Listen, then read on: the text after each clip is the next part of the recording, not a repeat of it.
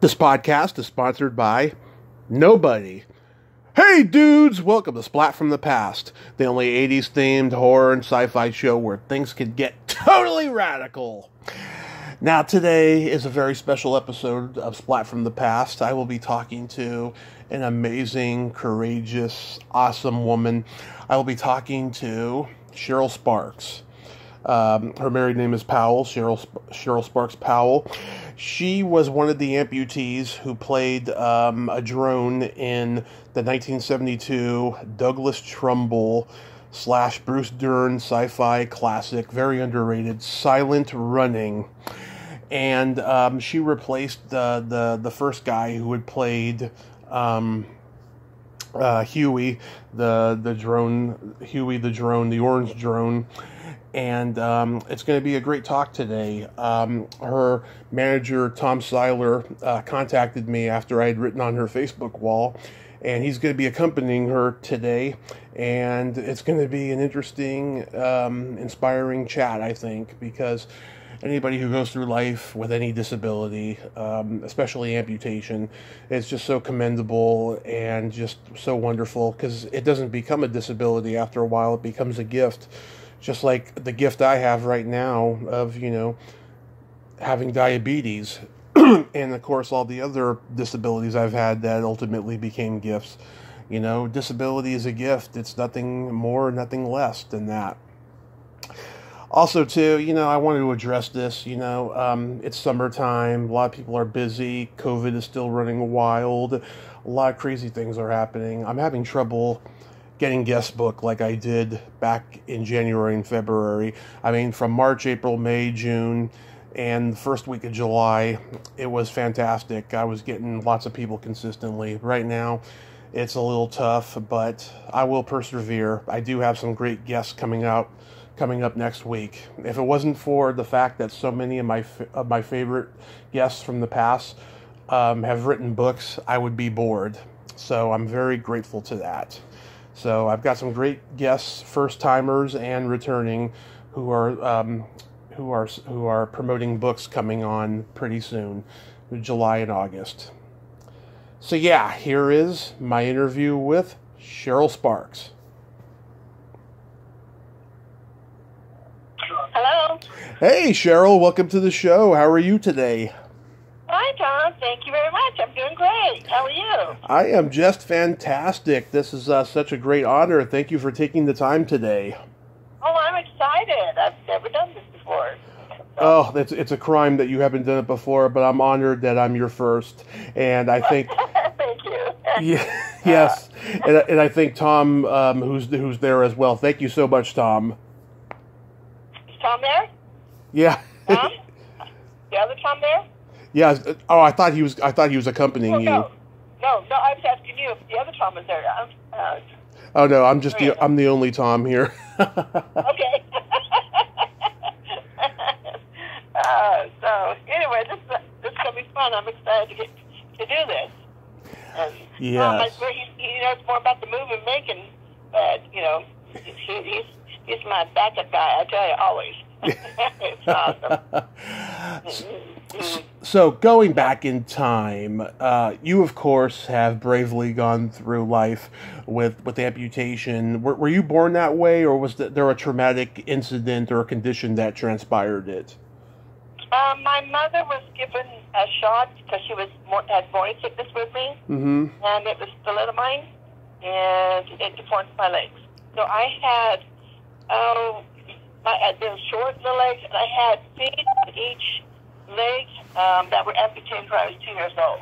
Oh. Because they were nothing I could walk with. Yeah, they had no bones, 2 toes on one, 3 on the other. And so we're pretty sure that it was the thalidomide that caused that problem.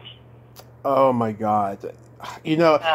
About 7 years ago, I had a bad car accident. I broke my leg in 7 places, and if I had woken up with just one leg, I probably wouldn't have been able to handle it. I look at that problem, and I look at yours, and I'm like, God, you are much more braver than I am. So you are so wonderful for going through life with that. It's being born this way made the difference, probably. Yes. Because I've had my whole life to I've had challenges every single day of my life. That's a given. But I had the most wonderful parents, and I'm the fifth child out of six, and I'm the only one born short. That's why I say. And the doctors, when I was born, my mom was, I guess those days they put her to sleep and leave her, and then I was born, and my daddy was there, and the doctor came out and told me that this baby girl, but she doesn't have any legs. And that's 1953. You didn't see a lot of this going on, So the doctor told my dad, "But don't worry." He goes, "We got homes for babies like this." Yeah. So I didn't have legs. I know. And my dad said, "You're darn right. She's got a home with her mama and me." Yeah. And it's just like they were so easy to, throw away babies who had a little disability. Yeah. Are you the youngest in your family? I am by default. My little sister died years ago at 37. Oh. So, and I've lost two sisters to cancer. Oh. And ovarian cancer, so I had an elective hysterectomy to make sure it wouldn't be me too. And my other sister did too. I was done having kids though, so I was okay. Oh, that's wonderful. God bless you. But I'm so sorry you lost all your family that way. Oh, thank you. And, yes. You're not ready for it ever. It's sad. But God gives you the grace to keep going. Yeah. I take it your daughter's healthy? Oh, yes. I have a beautiful daughter and son. My son is 6'2", and my daughter is almost 6'9". 5'9". Nice, nice. I tease him. I said, "Well, you got the legs." So I think they take after me. I asked the doctors before, when I was married to the dad, if I had to make sure it wouldn't be some hereditary, to them. And okay. Yeah. Anyway, got Tom's message. Sorry. Yeah, I got it too. Yeah. Did you? And I was like, what was I talking about? Oh, Cheryl. What was I saying? Oh, this is embarrassing. Oh, you were talking about your family members, being healthy. Oh, right. Yeah. So anyway, so my kids are great and everybody's great, but I'm going to keep cancer at bay if I can. So that's what we do. Wonderful. So did you gravitate toward, the arts when you were growing up? The arts, what do you mean? Oh, like acting and stuff? Oh, no, never. No. I was kind of a tomboy. Yeah. I had my pony. As long as I was out riding horses with my friends, that was it. So when I was a senior, when I got approached with from UCLA Medical Center, and they had called me to, Universal contacted UCLA looking for people, with no legs, and for the movie part. And so my doctor said, "I'm going to call Cheryl because her parents are very, very, very protective, and I'm going to call her first." So they called me and asked me if I would want to be in a movie. I said, "Oh, yeah, sure," being a funny girl, 17. And they said, "No, they really want you in a movie." What? And I was kind of shy, a lot more then, And so anyway, I said, "Sure, have them call." I told my mom and dad. They go, "Yeah, have them call." So Universal called me as actor like Trumbull, and they had asked me about this and if I would be interested. And I said, "Well, yeah, it sounds fun, And I did have a speaking part, so I was good. I was in a box, I'm good. So anyway, I went up there and I met with Trumbull and a few of the other guys who made made our robot costumes and did a try-on. And on the third interview, they at 12 midnight, it was the phone was ringing when we got home, and it was them calling me to tell me they couldn't wait to tell me that I got the part. So that was really exciting. And so I had to graduate midterm. I rushed my junior year to make sure my senior year was going to be all fun. Yeah. All my major classes out of the way and everything. So luckily that happened to me when I got to graduate midterm. So I did that, Mm-hmm. and I lived with my parents' best friend in Long Beach, the first set, and then we moved to L.A. I moved in with Richard Lilly, Mm-hmm. and he was standing. And we moved in. They let me stay with him and his wife until during the second part. So I got to meet all kinds of friends there. It was so good, so fun. Yeah, well, it couldn't have happened to a prettier girl, because I've seen those on-set stills of you smiling through that drone. And I was like, wow, she was pretty. Oh, thank you. Yeah. But what an opportunity for a 17-year-old. And the cool thing about it, I was brought home probably $600 a week. Wow. I still don't bring $600 a week. Yeah. Oh, in those days, actors, you know, when you're working on a movie, TV show, you made bank in those days. Now it's harder for actors to make a living. Yeah, I bet. Well, I used to get residual checks. I think they got lost somewhere. I don't know what happened, but it's $50 a year or something like that. But it was fun, you know. You're not the only one. Yeah, you too, huh? Well, from what I've been told, lots of actors have not gotten residuals for certain things. That's why every couple of years you find out a certain person sued a studio or something about it, you know. Oh, well, I'm not going to sue for $50, so. Yeah. Maybe I moved to Bakersfield. That's how I lost my address. Actually, I tried to get in there one time to child, what's it called, child actors guild or something like that. Right. Exactly. Anyway, and they wanted this and they wanted that, and it's also $50. No, I'm not going to bother. You know, they wanted all kinds of stuff to prove it was me. And I go, oh, good grief. Okay. Yeah. We're talking 1,500. I'd scrap it together. You know. Yeah. So take me back now. You replaced one of the guys, right? No. Oh, a guy and I. Steve and I. Oh. Okay, he was. You could. And my number 2. You could see when I'm in it. The front part had a little leg area out. Okay. And when it was Splat, that was Steve. Because Steve had muscles galore, you know, and I was too, but I was still a girl, you know. And he would do the long walking parts. Okay. And I'd do the more close-up calls, you know. Yeah. And so it kind of made it nice. So, but I was the only girl in the whole movie, and there's kind of cool at 17 and around all these guys. Yeah.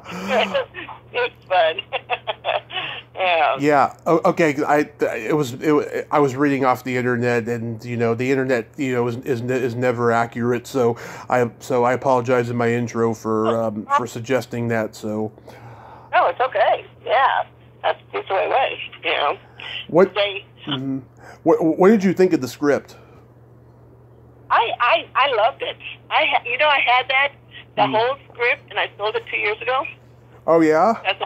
Yep, I had it, and Tom helped me because I really needed something for my house, some story or new flooring or something here, and I don't. You know, we're both retired, and so it's not a lot you live off.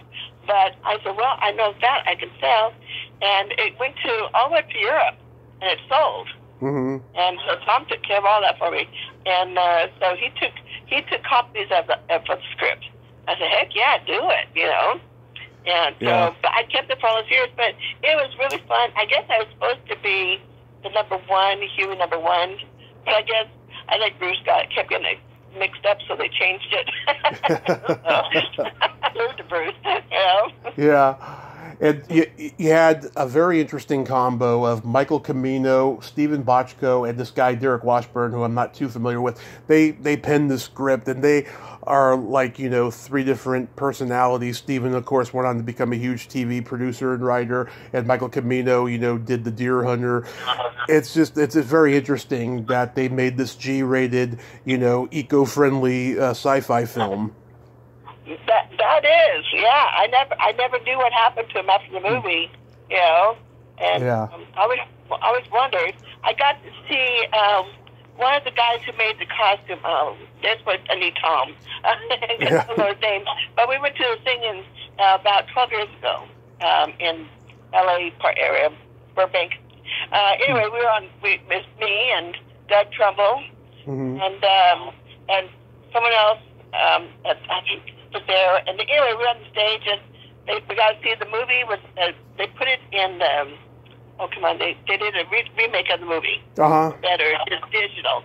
And so then I was invited to be a guest. So afterwards, after the movie, we went up on stage, and that was scary. So, yeah, there's all these people, and it opened up to questions. So I was just sitting there listening to everybody else, and all of a sudden, Cheryl, I go, oh no, oh, no, not me. And that's funny, but because I asked more about how I did the movie and stuff. So, and I had lots of autographs afterwards and everything. So, it was really a lot of fun. I got over my shyness real quick. Yeah. That's always good. Yeah. You guys all had duck names, Huey, Dewey, and Louie. I think kind of looking back, that's kind of cheesy. What did you think at the time? Yeah, I know it, but we're talking about Bruce.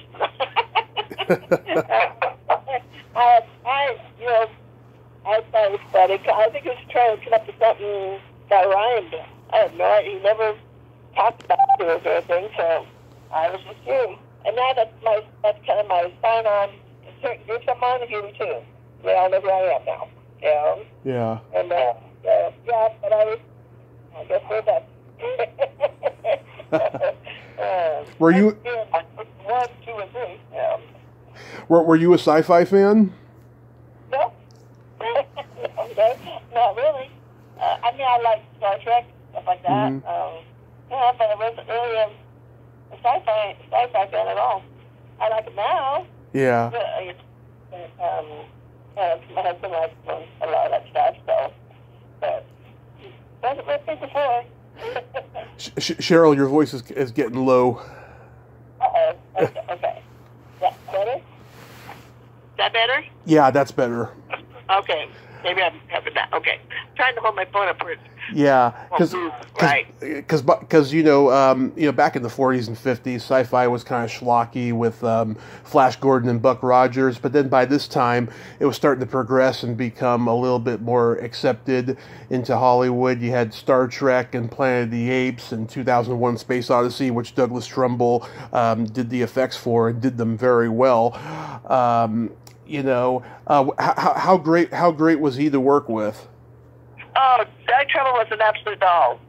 He took care of us, and they all kind of adopted us, but Doug was just probably one of the sweetest, kindest man I ever met, and it was all about our comfort, all about taking care of us, he wouldn't overwork us, he says, too bad, but not right, we'll do it tomorrow, and he was great about that, very, very friendly and, protective of us too, especially me, being the only girl there, Yeah. My dad told him, he goes, now look, he goes, that's my baby up there, okay?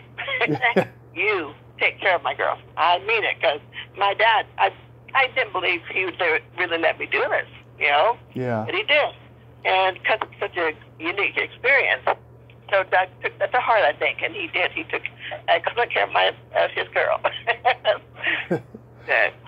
Yeah. Bruce was crazy. He was so much fun. Oh my gosh.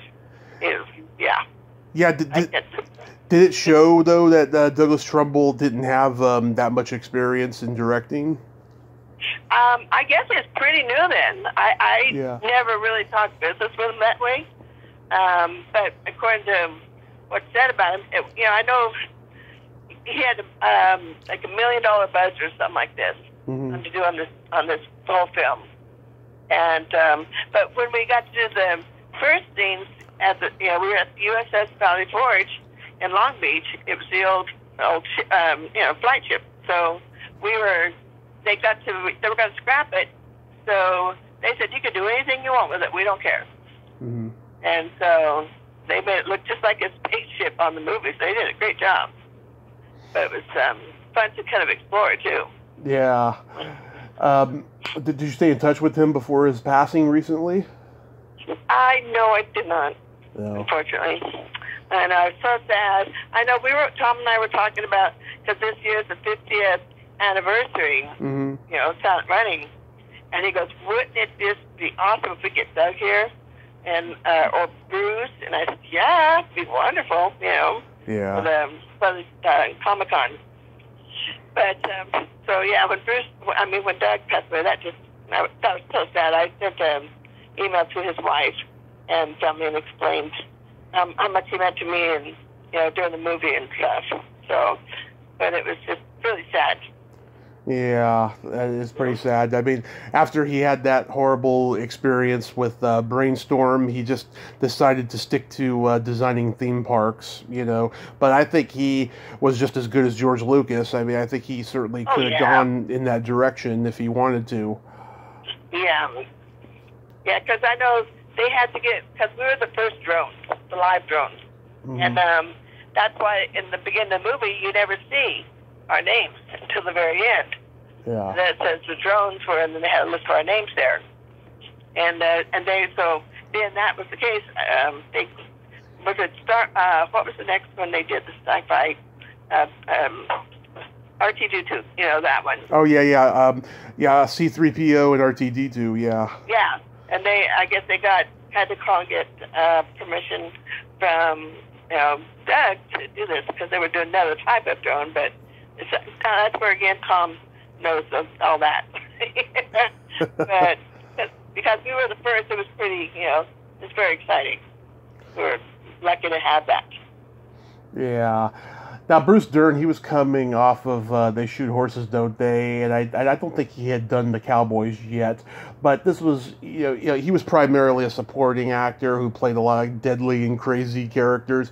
But here he is branching out as a leading man. Do you think he was confident and he was not fazed by any kind of studio pressure? No, he was fantastic. Bruce was... He's one in a million kind of guy. And we'd sit around at lunch or when they were doing, when they were in the rooms, and they were always open door, and a bunch would come in there, we'd sit and talk, and just like any other person. But I just loved Bruce. He was fun. He was crazy. We got tricks on each other. Mm-hmm. But he didn't act conceited or, like I'm an actor kind of thing, No, he was so down to earth. It's like one of the guys there. Yeah. Yeah. It was fun. So I take it that was you when he was playing cards with the drones. That was me. Yep. Yeah. I love that scene. Yeah. Card talk. Yeah. I think that was something that set the stage for Star Wars. With the trolls and the aliens. Playing cards in the cantina and stuff. Probably right. I know, but it was so funny about getting us to play cards and this one time when he was talking to us, I was in my suit and I was waiting and I started kind of just tap my foot. You'll see it in the movies. I'm just kind of tapping it. All of a sudden they noticed that, oh gosh, I'm so sorry. They go, no, that's cute, because it showed a personality, that a robot with a personality is what they were looking for at kids. And so from there on, they wanted me to keep that on, whenever I thought was appropriate, Mm-hmm. So that was kind of, I thought of that, Yeah. Really, I just did it, got caught. I didn't know. But yeah, the costumes were awesome because if they were filming from the back, they had the fronts off our face, and if they were filming from the front, they take the back off. Always making sure we had air because they weren't hot. It was just a little confining, but not uncomfortable at all. But they were really good with us kids. Yeah. How about working with Cliff Potts and Ron Rifkin? I had a crush on Cliff. Okay. Really? And he was adorable. Yeah. I was like 17. Yeah, and it was cute. But I didn't really ever get to know them very much. They were always, did their part, they were gone. Mm-hmm. So I didn't really they were always real nice, and Jesse Bent was really nice. All of them, you know. I almost interviewed Jesse a couple of years ago. He said yes to the interview, and I had to wait like 2 weeks. And then next thing you know, he just dropped out of it. Didn't want to do it, and he wouldn't tell me why. And it was really strange. Yeah. He suggested that I interviewed this one actor friend of his who actually did the same thing to me about a year before, and I found out that guy's a Scientologist. And I found out that a lot of people, a couple other people who did that to me are all Scientologists as well, because, you know, I love horror and I love sci-fi, so they kind of take offense to that. Yeah, so it was a weird experience. Yeah, that's not nice. You know, just you know. I've only interviewed one actor who was a Scientologist, and the subject never came up, and I had a pleasant experience with. There was Judy Norton from the Waltons. Oh, really? Okay. Yeah, that was the only Scientologist that I've interviewed, and it was a great experience. But those other, you know, 8 or 10 or however many it was, that is weird. that is just weird. Yeah, that's really weird. Yeah. Some people, you know, the older this world gets, the weirder people get sometimes, I swear, you know. Yeah. But you gotta just shake it off, go next. You know. Yeah, that's too bad. So, yeah, I don't know where, I just had his name, Richard Lilly. I have no idea what happened to him. We kept in contact for quite a while, and then we just didn't, you know. I graduated and the next year got married and just, you know, but what's the guy who does the makeup? Because I had real long hair then, and he just loved my eyes and everything. He said, Cheryl, I want you to do commercials for the eyes, those eyes and that hair. It's gorgeous. And I said, no, I'm going to go home. I'm just going to get married. Oh, good Lord, Cheryl. You know, now I kick myself in the butt. But, you know, he said, I'll set you up. You can do commercials. And, what a dummy I was. You know, I just want to go home, get married, have kids. Oh, good Lord. I can do that anytime, right? Yeah. Yeah. I did. I went home, got married, had kids. Well, you're pretty close to my mom's age. I mean, she got married right out of high school and had my brother a year later, so everyone was doing it in those days. Yeah, that was a thing. That was, you know, all my friends were married, and, you know, but I didn't have my son until I was 22, and so it took me a little while, but I was okay. Wasn't ready till then anyway. Was the makeup was it Dick Dawson you were talking about? Yes, Dick Dawson. Yes. I liked him. He was fun, you know. Yeah. Now, what was it hot in those drones? No. Well, it could get warm, but like I said, they kept the vents off the front or the back, depending on where they shot us from. Mm-hmm. So they were, like I said, doing front shots that had the back off, so we could get air. Yeah, they had, it was. I never really got uncomfortable because that ship was so cool as it was, you know. Yeah. Because all the rooms, it was always nice and cool in there. Because I'm kind of hot-blooded, so I made it. I did it. Yeah. Did you have any trouble breathing in them? No. Thank goodness, because I'm a little bit claustrophobic. I was worried about that. But because the vents were open, you could see out and you could breathe it, you know, but nobody could tell you were inside there. Mm-hmm. It's the front, you know. So no, I did good. I was concerned, but that was part of the try-on. When I was going in there for the interviews, that was part of that. I could handle that. It was a short schedule too, like 42 days or something. Yeah. I was about there. Yep. But month and a half, 2, right in there. Yeah. But yeah. Now there's. Go ahead. Go ahead. No, I'm sorry. That's okay. It's okay. I know that one of the other drones passed, but are all 3 of them passed? I think so, because we have tried to locate them for years. That's sad. Everybody's tried. So, That's really sad. That would have been so fun, because we were doing that thing in Burbank. That's why they wanted to try to get more of us after so we could all be there. Mm-hmm. At least one, more than one, but I'm it.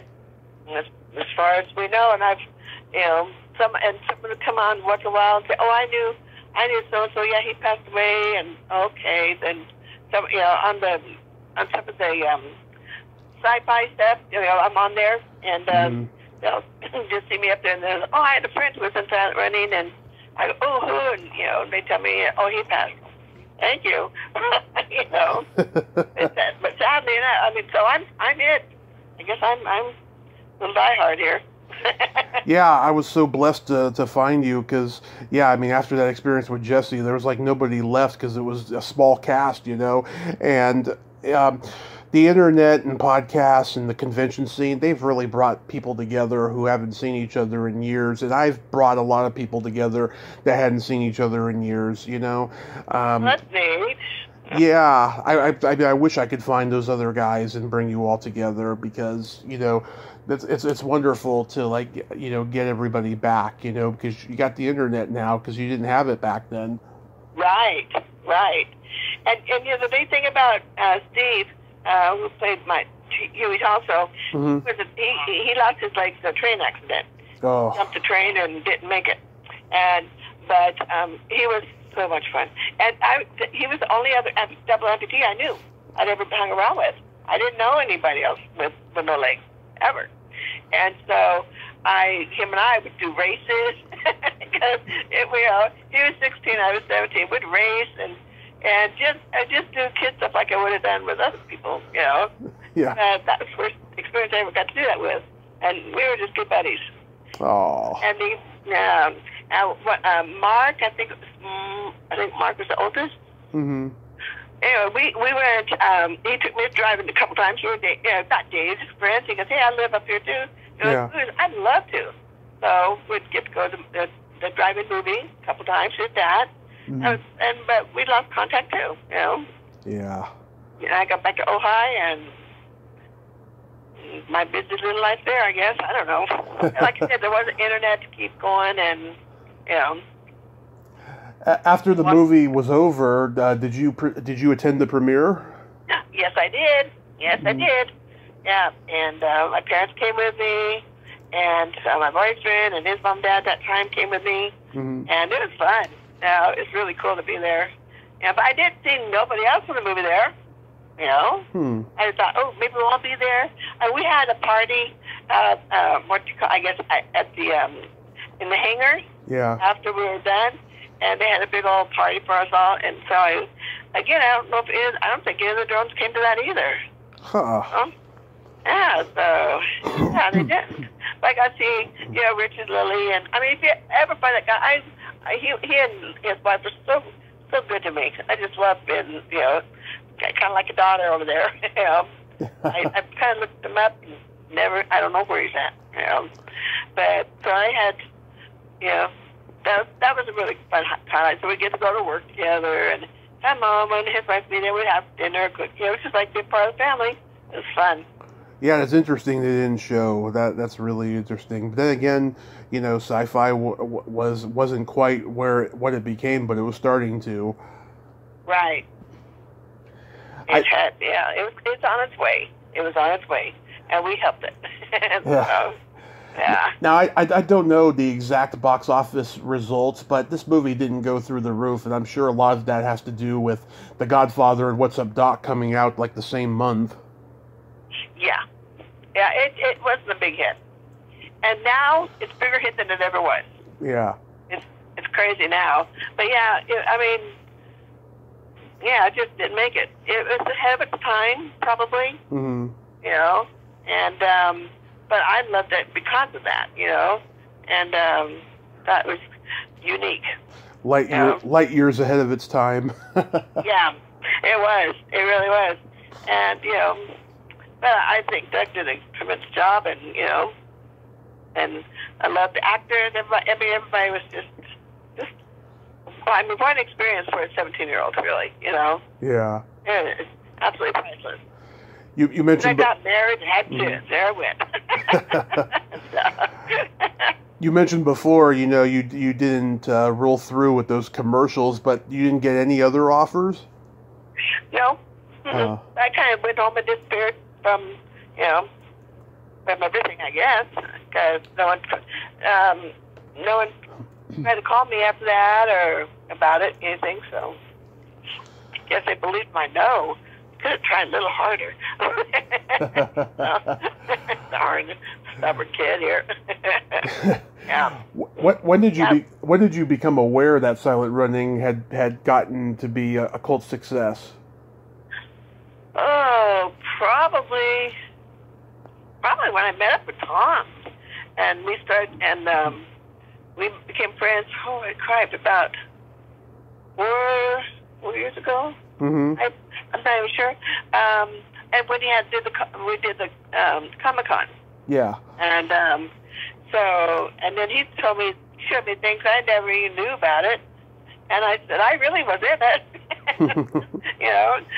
But yeah, I guess just about then. I mean, I'd see it every once in a while. It'd come on TV. Mm-hmm. And oh my gosh, there's my movie. And we'd just watch it again and again, and and the kid. Oh gosh, because I was the one who died with Bruce at the end. My nieces and nephews who thought that's an Aunt Cheryl in there, just enjoys in the movie. So they thought I was really in there, and I was really gonna blow up. And they cried. I'm sitting right next to them. Aunt just died. I go, honey, I'm right here. No, but Aunt just died. I go, oh dear. That was an emotional scene. I tell you, that one was kind of eerie. Okay, I mean, especially when you see it back now with the music and all that stuff. That time, it was just me and Bruce. Yeah. That I knew what was going to happen, but it was, I guess they were going to just set up my costume to be there with Bruce to have me in it, and he refused. If Cheryl's not in it, I'm not doing it. Wow. And I didn't know stuff like that. But Tom told me that. Tom has told me so much about this. He goes, oh yeah, he flat out refused. If you're not in it, he wouldn't do it. So I was in it. So yeah, but it was weird. You sit there and it seems so real. At that time, and you're in the movie, but you get lost in the character, I guess, a little bit over there. Oh yeah. You think of I think I did. Just because it turned from robots to buddies, kind of thing. Mm-hmm. We weren't just robots anymore. We were friends. So Yeah. And it's a sad ending. The ending of the movie, it's pretty sad. I know, it's so sad. But if I had to die, at least I went with Bruce. I could have gone with somebody nobody did. But no, he was cool. Yeah, but that was the sad ending. Yeah, because he ran over me. I had surgery. I was a messed up little robot. Kind of brutal. Oh, God.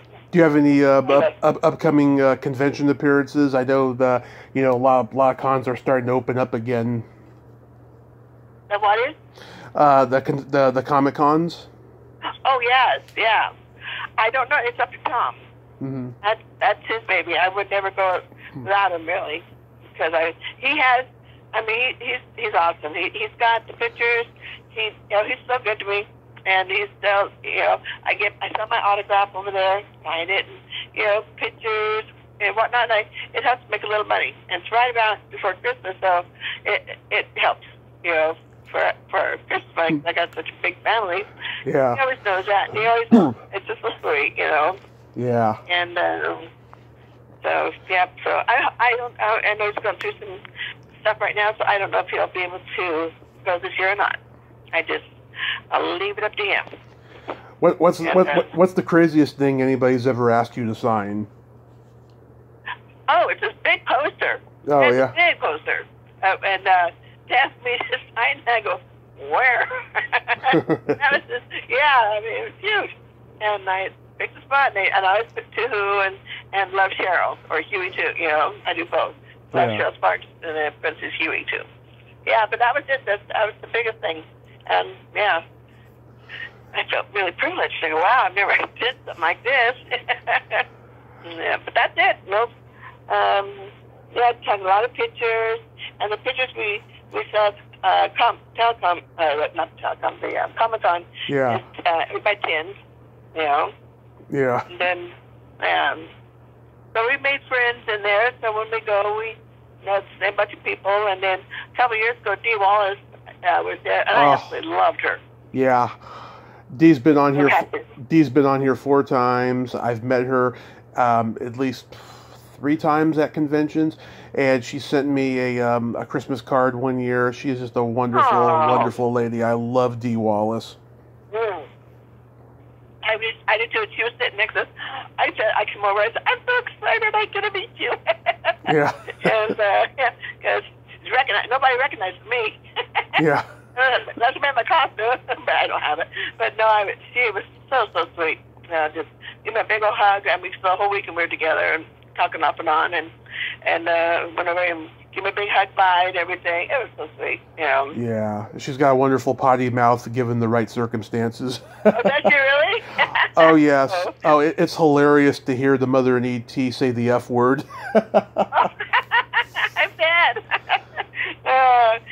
No, E.T. I mean, E.T.'s mom might, but I that's one word I can't stand. I won't say it, so you won't. Huey will not use the F word. That's funny. Unless it's friends or some kidding. No, but no, she was neat. Yeah, I bet that would be funny though to see that sweet little mama. I loved her in Cujo. I love Cujo. Oh God, she's got Cujo stories. You know, she never wanted to see a Pinto again until she did that movie. I couldn't either. That or Saint Bernard. I still love that movie. Oh my gosh. That's a great movie. That movie's turning 40 next year. Oh my gosh! Can't believe we're 50 this year. Yeah. I can't be that old. Oh my God, I am. That's my last year of my 60s. Is it? Oh, it's the last year of my 30s. I'm gonna be 40 next year. Oh, you poor thing. Oh God, I'd rather be 40 in your generation than mine. I'll tell you. I agree with you there. I grew up in the right generation. I really did. Yeah, and getting older, it's nothing to be ashamed of. It's a privilege because it is a privilege. You're darn right it is. Nobody is promised tomorrow, and the older you get, the more you have to embrace it. Yeah, you do. Because and having 2 sisters died so young, 7 and 52, I feel really privileged. Yeah. But I have a really wonderful life. I got a fabulous husband. It took me a few tries, I have to admit, but I got the right one finally. And I got 2 fabulous kids and two other stepchildren from him. I just love, and grandkids. We got a ton of those. Also, too, for being in a cult movie, you have anonymity because, a lot of people, that I've talked to, I mean, they have trouble keeping their anonymity, but you, because you weren't seen, your face wasn't seen, That's true. You can let people into your life, and then the ones you can trust, you can let them know, I was that drone in Silent Running. It's exactly how I handle it. Exactly. Yeah. And that's kind of neat because I don't just tell everybody that, but yeah. And I really feel comfortable. Like people at my church, I've been going there for almost 5 years, and some I've just finally told some. And now it's all over the church, of course. but it's awesome, because I said you won't know me anyway. But unless if you've seen Silent Running, that was me. So of course they get on their phones and go, oh my gosh, that's you, and I go, here we go. Yeah, it's fun. After 50 years, still being loved that much, by the people and that movie and stuff. It's very, very special. Yeah, I can. You're a dear spot in my heart. Yeah. Yes. Well, I hope you come to a convention in California, because I would just love to meet you and give you a great big hug, because you're such. Oh, I'd love that. I'd love to give hugs. Yes. You're such an inspiring person, and I just love the fact that you're still out there and you're inspiring people and giving back to the fans with these conventions. Because I'll tell you, last few years I've uncovered what a dirty business the convention business can be, but the people who are in it for the right reasons, I commend them so much. Oh, wow. And I know I'd never heard of it till Tom. So I tell you, he's opened my world to new dimensions. So. Yeah. Oh God, I didn't say that. Do a sci-fi. Okay, whatever. It takes a lot to offend me. I know, yeah, dumb remark. But so where do you live then? You're not in California. Where are you? I live in Redding, California. I've been up here. I've been up here 5 years. I'm originally from San Francisco. We came up here, me and my mother, after we ran into a economical situation that was not very good to us. And we're hoping to move to Modesto next year, because up here it's too hot. The people are not very friendly up here. It's a weird place. Well, if you're ever down, I'm in Bakersfield, and so if you ever get here, I would love to meet up with you. Have you guys over? Absolutely. I have never been to Texas. Is that where you're at, Texas? No, I'm in Bakersfield. Oh, Bakersfield. Okay, yeah. I'm not that far from you. Yeah. I spent some time in Bakersfield, going to LA for a trip about 5 years ago. It's a nice little town, I have to say. I mean, I was told years and years ago, never go to Bakersfield because it stinks like cow. Smells oil. Yeah. That's really what it smells.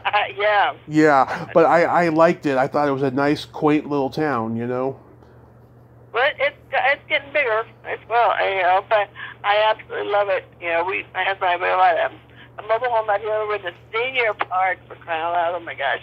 But I love it because I have a scooter, and I've got friends. So I got several friends, people who don't need a scooter but can't walk far. So they got scooters, and now we have our own little scooter ring. And I'll tell you the name. My aunt named us Scooters on Scooters. Scooters on Scooters. Yeah. And I said, Auntie did this to me. That's our little club name. It's really pathetic, but true. Yeah, Bakersfield reminded me of Santa Cruz, only without the beaches. It was just, it was just like a nice little town, I thought. But yeah, I mean, definitely, if I ever go up there, I'll let you know. Just add me as a friend on Facebook so we can be connected. I will. Yeah. I don't know your last name though. Kovac, Kovac. Oh, I think I did print you the other day because I put you in my phone. Because otherwise my phone wouldn't go through. It'd go right to my voicemail. So, because if you're not my friends, list on my phone, there you are. Oh yeah, that's the landline I'm talking to you on now and stuff. But I can give you my cell if you'd like. In Messenger. Yeah, we definitely do it. Awesome. Well, Cheryl, you are just so inspiring and so amazing. I'm glad that Tom could connect us. Thank you so much for coming on today. And I think we did well. I hope I wasn't too painful. I hope I was gentle your first time. You're wonderful, Tom. Thank you. You made me very comfortable and relaxed. And I just got to be me because I wasn't sure what to expect, Yeah. And I said, okay, I'll just be me. And you let me. So that was fun. And I loved it, and you'll get a lot more knowledgeable stuff from Tom. I had the fun stuff, so sorry, Tom. But he's just one of the best friends I have. He's good. So yeah, hold on to him because he seems like a great guy. Yeah, I thought he was. I thought he was going to be joining you today. I didn't know that you two weren't going to be in the same room because I was really confused. I didn't know what he meant by he was standing by for help. Oh no. I thought too that it would be like a conference call, all three of us together. Yeah, no, I haven't become accustomed to Zoom yet. Everyone's getting on my case about that, but we shall see. I don't know how either. It's just probably could. I'll tell you this real quick. I I talked to somebody on Facebook Messenger camera a couple years ago. I was 37, and the person guessed my age and said I looked 45, and so that made me so insecure. It's like I don't want to do Zoom. Oh wow! That's not nice. No. Very cute in the pictures to me. Like, oh, he's cute. I'll fuck him. Cheryl, I'm not lying. Okay, there it is. Well, I hope to talk to you again, and it was such a pleasure talking to you, Tom. I really appreciate it, and thank you for the interest in talking to me about this. It was fun. Yes, and enjoy the rest of your summer and be safe out there because it's a crazy time. It is. Staying home because the gas prices are just too ridiculous right now. Yeah. So, I'm just not going too far from home. That's okay. I like it here. So, but anyway, but you stay safe too, and give Tom a call, and you guys can finish up. And where does this go? What do you do with this then? Oh, I upload it on YouTube. It should be ready later on today at some point, and I'll tag you guys. Once you accept my friend request, I'll tag you in it. Okay. All right, definitely. All right. Awesome. That'll be interesting. Okay. Okay, have a great day. Thank you. You too, Tom. My pleasure. Thank you. Bye-bye. Bye-bye. Well, there you have it. Cheryl Sparks. Ain't she a sweetheart? Thank you so much, Tom Seiler, for fixing us up today. She was an excellent first-time guest, and I hope you book her for many more because she's a good talker, and I think a lot of podcast hosts out there would enjoy, having a chat with her about silent running. Well, until next time, this is Tommy Throwback Kovac saying there's no shame in living in the past because the present sucks. Later, dudes.